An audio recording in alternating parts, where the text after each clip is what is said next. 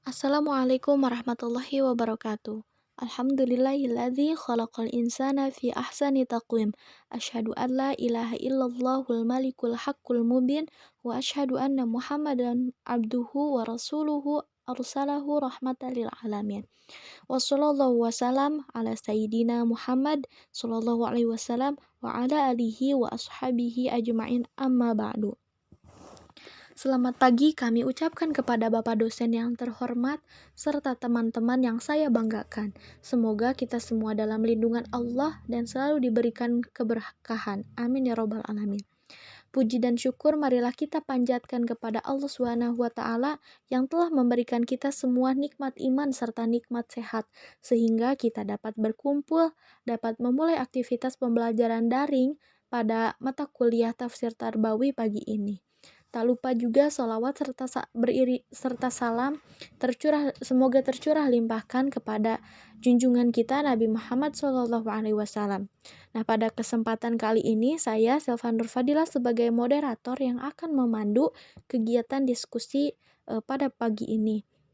Adapun untuk materi yang akan kami sampaikan yaitu mengenai metode pendidikan dengan merujuk kepada Quran Surah An-Nahl ayat 125, Quran Surah Al-Ahzab ayat 21, Quran Surah Hud ayat 120, dan Quran Surah Al-Ma'idah ayat 57. Sebelum masuk kepada pemaparan materi, alangkah lebih baiknya di sini saya untuk memperkenalkan terlebih dahulu anggota kelompok saya.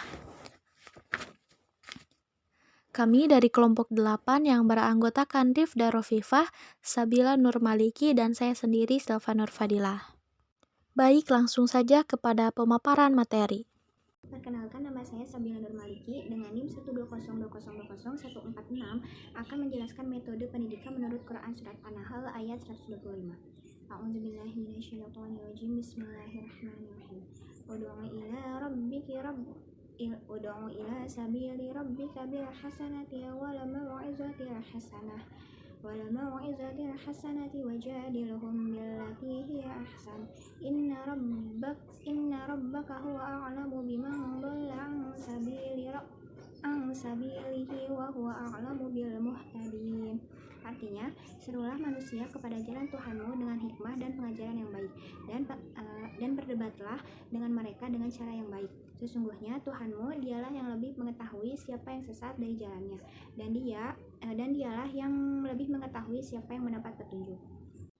Asbabun nuzul dari surat An-Nahl ayat 125 ini yaitu pada saat perang Uhud, yaitu perang yang terjadi antara umat Islam dengan orang-orang kafir musyrikin Quraisy yang menyebabkan banyaknya korban, yakni salah satunya paman Rasulullah yang bernama Hamzah.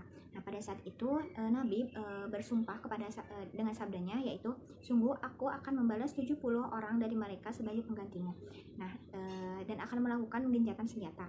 Namun Allah menurunkan ayat 126 ayat selanjutnya, yaitu ayat 126, yang kemudian Nabi Muhammad pun menahan diri dari apa yang dikehendakinya itu. Selanjutnya saya akan menjelaskan analisis metode pendidikan menurut ayat An-Nahl 125 ini. Yang pertama ada bil hikmah. Maksudnya Allah telah memerintahkan kepada seluruh umat manusia dengan jalan yang benar dengan cara hikmah.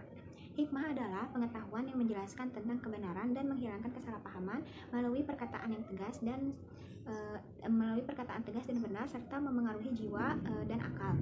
Nah, implementasi pendidikan melalui cara pengajaran hikmah ini sangatlah dianjurkan sebab seperti penjelasan hikmah di atas, hikmah merupakan kewajiban pendidik untuk membina karakter, mendorong semangat belajar, dan menciptakan suasana yang kondusif bagi peserta didik dengan pengetahuan kebenaran melalui perkataan yang benar dan tegas serta akal budi yang mulia sehingga terwujudnya tujuan pendidikan. Nah, yang kedua ada al-mau'izah al-hasanah atau pengajaran yang baik. Dengan pengajaran yang baik artinya bentuk pendidikan dengan memberikan nasihat dan peringatan yang baik. Peringatan yang baik dan benar, perkataan yang lemah lembut, penuh dengan keikhlasan, menyentuh hati dan menenteramkan jiwa peserta didik, sehingga peserta didik termotivasi atau terdorong melakukan aktivitas yang baik. Implementasi pendidikan dengan cara ini yakni memberikan segala upaya pengajaran terhadap peserta didik dengan menghilangkan sikap egois dan bersikap profesional sehingga nasihat dapat diterima dengan baik oleh peserta didik. Al-Mau'izah al-Ilhasanah ini bukan hanya sekedar memberikan nasihat yang baik, tetapi perlu adanya strategi yang terencana dan bertanggung jawab serta dapat diimplementasikan dengan baik dan benar. Nah, metode pendidikan ini juga memberikan penyucian dan pembersihan rohani terhadap peserta didik sehingga peserta didik dapat menerima apa yang telah disampaikan oleh guru dan menjadikan peserta didik tersebut mendapatkan keriduan dari Allah. Nah, yang ketiga ada mujadilhum bil allati hiya ahsan atau bantalah mereka dengan cara yang baik. Metode ini bersifat metode pendidikan ini maksudnya adalah bantahan yang baik yang bersifat lemah lembut, tenang, dan hati-hati, serta berlapang dada dan memberi manfaat gitu bantahannya.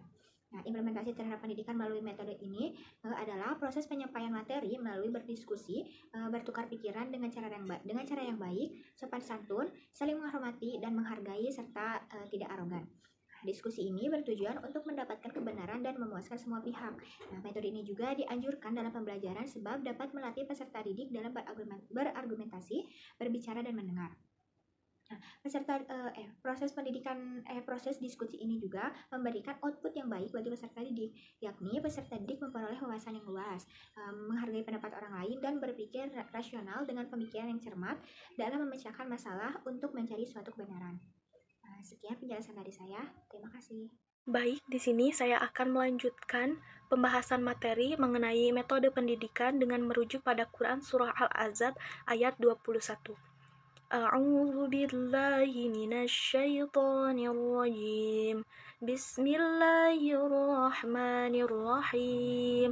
Laqad kana lakum fi Rasulillahi uswatun hasanah liman kana yarjullaha wal yawmal akhir wa dzakarallaha katsira. Yang artinya, sungguh telah ada pada diri Rasulullah Shallallahu Alaihi Wasallam itu suri tauladan yang baik bagimu, yaitu bagi orang yang mengharap rahmat Allah dan kedatangan hari akhir dan yang banyak mengingat Allah. Lalu selanjutnya, Asbabun Nuzul Quran Surah Al-Ahzab ayat 21. Surah Al-Ahzab dapat dikategorikan sebagai surah Madaniyah, diturunkan pada akhir abad ke-5, yaitu tahun terjadinya Ghazwat atau perang Al-Ahzab yang dinamai juga sebagai perang Khandaq. Ketika itu atas usul sahabat Nabi yaitu Salman Al-Farisi. Nabi Shallallahu Alaihi Wasallam bersama sahabat-sahabat menggali gitu, membuat parit itu yang disebut juga dengan Khandaq. Nah, pada arah utara kota Madinah. Surat ini adalah surat ke-90 dari segi perurutan turunnya, yakni diturunkan sebelum surah Al-Maidah dan sesudah surah Al-Anfal dengan jumlah ayat 73 ayat. Selanjutnya, implementasi suri tauladan Rasulullah SAW pada pendidikan agama Islam menurut Quran Surah Al-Ahzab ayat 31 dalam tafsir Al-Misbah oleh Muhammad Quraisy Shihab. Pendidikan agama Islam merupakan sarana transformasi pengetahuan dalam aspek keagamaan atau kita sebut sebagai aspek kognitif. Nah, sebagai sarana transformasi norma serta nilai moral untuk membentuk sikap aspek afektif yang berperan dalam mengendalikan perilaku, yaitu kita sebut sebagai aspek psikomotorik. Nah, sehingga tercipta gitu kepribadian manusia seutuhnya. Pendidikan agama Islam ini juga diharapkan mampu menghasilkan manusia yang selalu berupaya menyempurnakan iman, takwa, dan berakhlak mulia. Akhlak mulia ini juga mencakup seperti etika, budi pekerti, atau moral sebagai perwujudan dari pendidikan. Nah, pendidikan agama Islam pada prinsipnya juga memberikan pembelajaran yang menanamkan nilai-nilai spiritual pada peserta didik agar menjadi manusia yang berakhlak, beretika, serta berbudaya sebagai bagian juga dari tujuan pendidikan nasional. Nah, nilai-nilai pendidikan karakter dalam tafsir Al-Misbah karya Muhammad Quraisy Shihab ini yang ada pada surat Al-Ahzab ayat 21 meliputi sikap sidik, amanah, fatonah, dan tabligh. Nah, dapat berkontribusi dalam mengembangkan pembelajaran pendidikan agama Islam terhadap siapa saja gitu yang akan berkontribusi pada pengembangan atau yang akan mengimplementasi pendidikan agama Islam ini. Yang pertama ada guru, yang kedua ada siswa, dan yang ketiga ada metode pendekatan. Namun, di sini saya akan menjelaskan terlebih dahulu implementasi menurut guru. Seperti yang kita tahu, eksistensi terhadap seorang guru sungguh sangat penting gitu, sehingga orang yang mengikuti pendidikan dan pembelajaran membutuhkan guru untuk membimbing dan mengarahkan segala hal untuk mencapai tujuan belajarnya. Nah, standar yang tertuang dalam Undang-Undang Republik Indonesia Nomor 14 Tahun 2005 tentang guru dan dosen menyatakan bahwa guru memiliki 4 kompetensi, yaitu kompetensi uh, pedagogik atau kemampuan mengelola pelajaran peserta didik, lalu kompetensi kepribadian, ya kompetensi kepribadian yang mana harus berakhlak mulia, arif, dan berwibawa gitu, serta menjadi teladan. Lalu ada kompetensi sosial yang mana mencakup kepada interaksi secara efisien dengan peserta didik maupun orang tua dan masyarakat sekitar. Nah, selanjutnya ada kompetensi profesional, di mana seorang guru, seorang pendidik harus mampu gitu menguasai materi pelajaran secara luas dan mendalam. Nah, jauh sebelum peraturan pemerintah dan undang-undang tentang guru yang dibuat, maka Islam telah mengajarkan gitu bahwa di dalam diri Rasulullah SAW itu ada keteladanan yang diambil Rasulullah SAW sebagai pendidik pertama umat Islam. Sepatutnya dicontoh dan diaplikasikan perilakunya dalam kehidupan sehari-hari. Jika kita mengacu pada peraturan undang-undang tentang kompetensi guru, maka akan bisa ditarik gitu benang merahnya bahwa ternyata 4 kompetensi yang ada dalam undang-undang tersebut sebenarnya sudah ada pada sifat wajib gitu yang dimiliki Rasulullah. Nah, apa saja sih sifat wajib yang telah dimiliki Rasulullah tersebut? Yang pertama ada sifat sidik, lalu yang kedua ada sifat amanah, lalu tabligh, dan fatonah.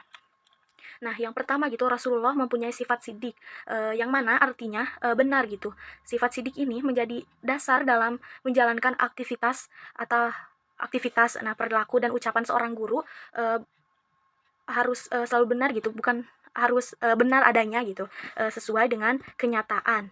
Nah, sifat sidik ini bisa kita samakan dengan kompetensi yang tadi, yaitu kompetensi kepribadian.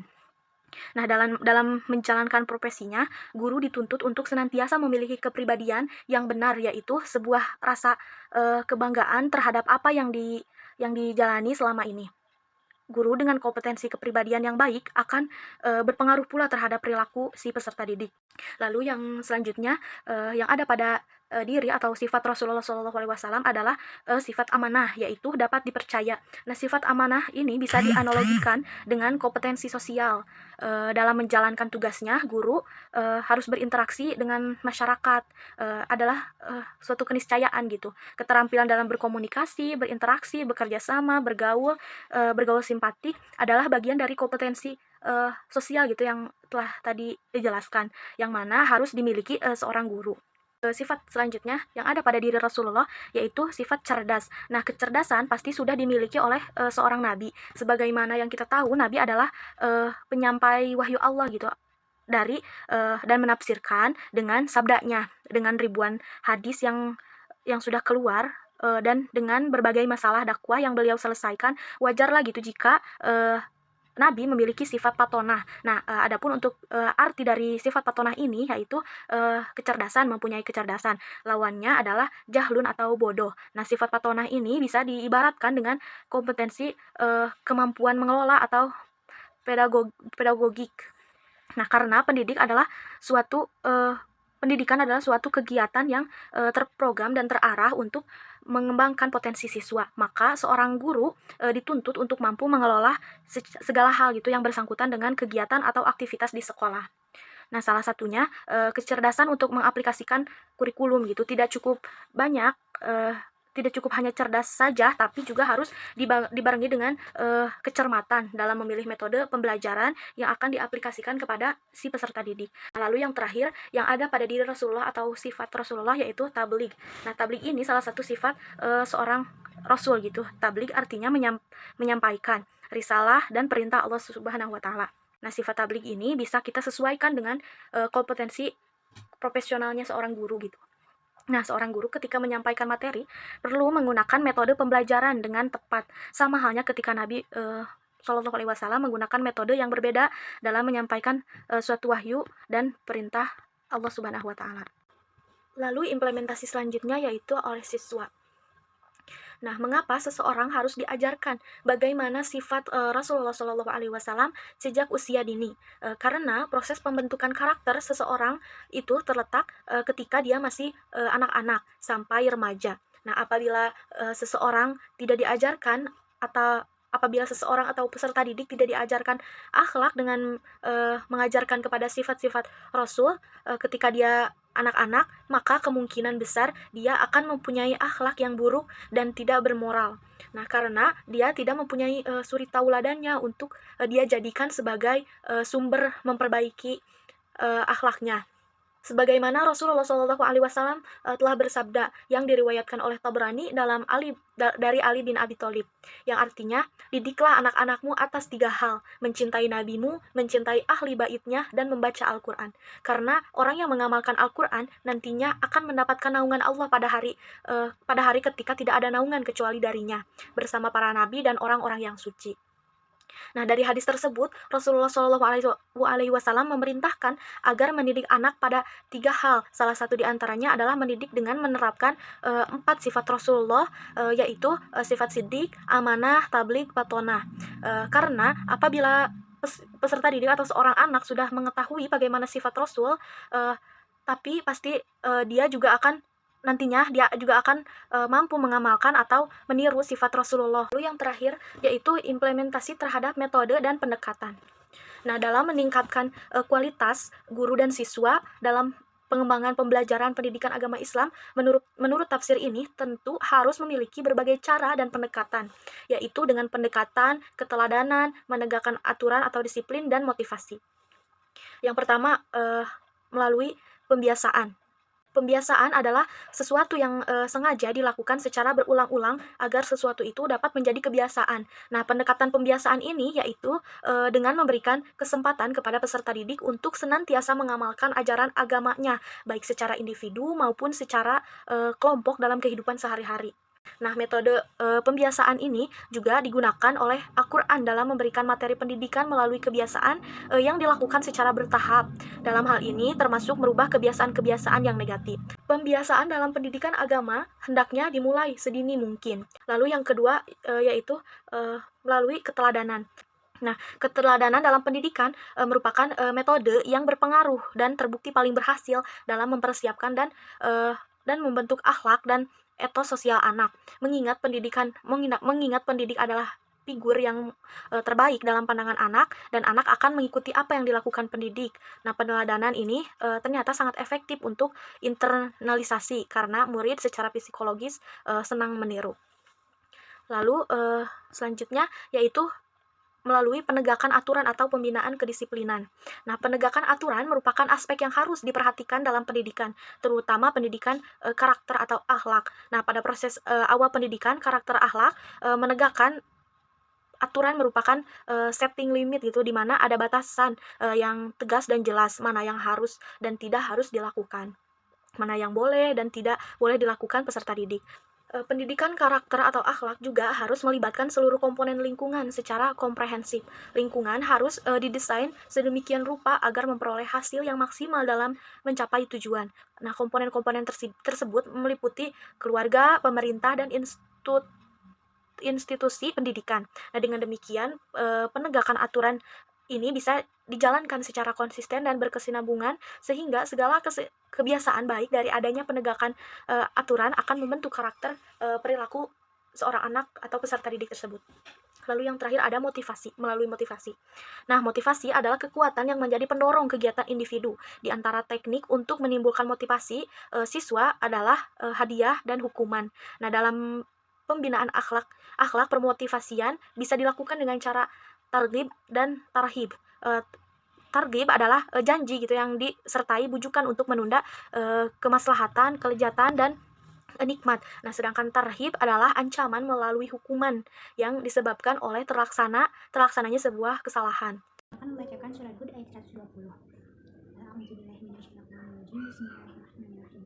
Wa kullun naqussu 'alaika min amba'ir rusuli ma nuthabbitu bihi fu'ada wa ja'aka fi hadhil haqqu wa mau'izatan wa dzikra lil mu'minin.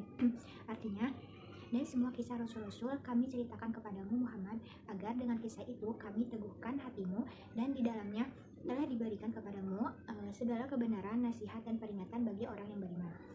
Tidak ada asbabun nuzul dalam surat Hud ayat 120 ini. Metode pendidikan karakter dalam Quran Surah Hud ayat 120, yaitu ada dua metode. Yang pertama metode cerita atau qasas, lalu yang kedua ada metode ibroh dan mau'izah. Tujuan diadakannya metode tersebut. Yang pertama, tujuan adanya metode cerita atau qasas ini, yang pertama untuk menghibur para anak didik untuk menikmati sajian cerita yang dikemas dengan ide yang menarik, pengimajinasiannya yang luas, dan penyajian yang memukau. Lalu yang kedua, menambah wawasan dan pengetahuan umum bagi anak didik. Yang ketiga, menambah pembendaharaan kosakata. Yang keempat, menumbuh kembangkan daya khayal yang tinggi. Yang kelima, membersihkan akhlak, dan yang terakhir mengasah rasa atau feeling. Nah, adapun tujuan dan manfaat dari metode ibro dan mau'izah antara lain yaitu yang pertama, membangkitkan perasaan ketuhanan yang telah dikembangkan dalam jiwa setiap peserta didik melalui dialog, pengalaman, ibadah, praktik, dan metode lainnya. Lalu yang kedua, membangkitkan keteguhan untuk senantiasa berpegang pada pemikiran ketuhanan yang sehat yang sebelumnya dikembangkan dalam diri objek nasihat. Lalu yang ketiga, membangkitkan keteguhan untuk berpegang kepada jamaah yang beriman gitu, atau masyarakat yang baik, dapat menjadi pelancar pengaruh dan meresapnya sebuah nasihat ke dalam jiwa. Lalu yang terakhir, dampak terpenting dari sebuah nasihat adalah penyucian dan pembersihan diri, yang merupakan salah satu tujuan utama dalam pendidikan Islam. Nah, dengan terwujudnya dampak tersebut, kedudukan masyarakat mampu meningkat gitu, dan mereka menjauhi berbagai kemungkinan dan kekejian gitu, sehingga seseorang tidak berbuat jahat kepada orang lain. Nah, dengan kata lain, semuanya menjalankan perintah Allah Subhanahu wa taala dengan ma'ruf, adil, baik, bijaksana, dan ihsan. Bismillahirrahmanirrahim. Saya Rifda Rofifah dengan NIM 12020200137. Di sini saya akan membahas mengenai kajian Quran Surat Al-Maidah ayat 57, yang isinya itu menjelaskan tentang kepemimpinan yang dilarang dalam agama Islam. Yang pertama, saya akan membacakan ayat dan terjemah dari Quran Surat Al-Maidah ayat 57. A'udzu billahi minasyaitonir rajim. Bismillahirrahmanirrahim. Ya ayyuhalladzina amanu la tattakhidul ladzina ittakhadha dinakum huzwan wa la'iban minalladzina utul kitab min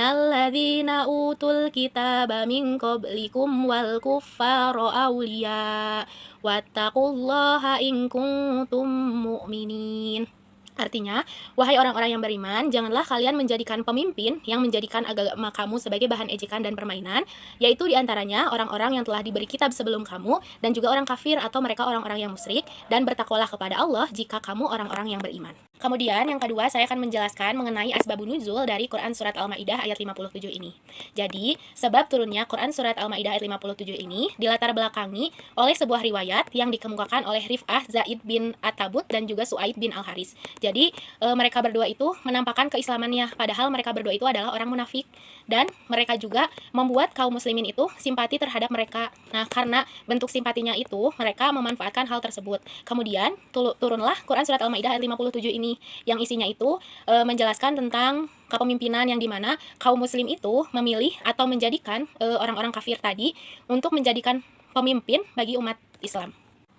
Selanjutnya, yang terakhir, pembahasan mengenai metode pendidikan dalam Quran Surat Al-Maidah ayat 57 mengenai kepemimpinan. Jadi, dalam Islam itu, kepemimpinan itu adalah sebuah amanah dan tanggung jawab yang Allah nisbahkan kepada manusia.